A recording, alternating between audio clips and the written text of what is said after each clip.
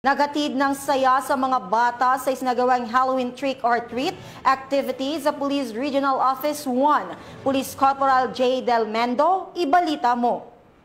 Smiles and sweet treats. Isang araw ng kasiyahan, makulay na kasuotan at pagkakaisa ang ipinamalas ng Police Regional Office 1 sa isinagawang Halloween trick-or-treat para sa mga PNP dependents at mga mag-aaral ng Child Development Center sa Brigadier General Oscar M. Floredo. Nagmistulang masayang lugar ang buong kampo habang ang mga batang kalahok na nakasuot ng malikhaing costume ay bumisita sa iba't ibang opisina sa loob ng kampo upang mangolekta ng mga candy at iba pang mga treats. Ang aktibidad ay nagbigay diin sa pagkakaroon ng pamilyang kapaligiran sa loob ng organisasyon. Personal na dinaluhan ni Police Brigadier General Dindo R. Reyes, Regional Director ng Police Regional Office 1, kasama ang mga miyembro ng Command Group at Regional Staff ang naturang programa. Ipinakita nito ang malasakit ng PRO1 hindi lamang sa pagbibigay ng serbisyo publiko, kundi pati sa pagtataguyod ng samahan at diwa ng pamilya